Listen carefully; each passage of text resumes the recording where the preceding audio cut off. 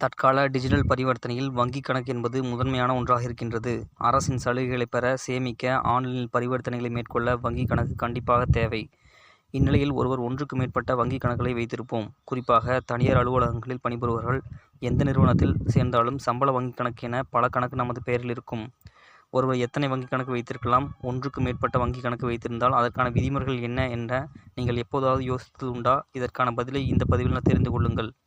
பெரும்பாலான மக்கள் 3 முதல் 4 சேமிப்பு கணக்குகளை வைத்துள்ளனர்.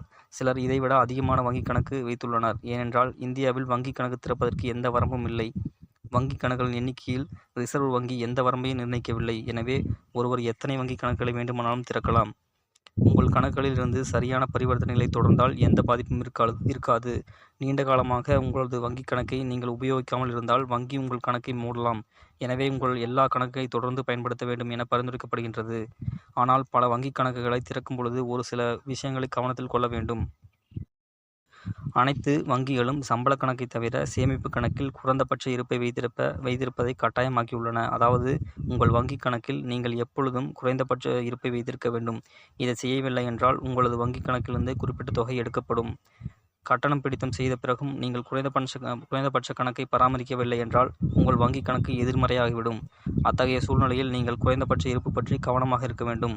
வங்கிக் கணக்கை இந்த முறையில் சரியாக நிர்வகிக்கலாம்.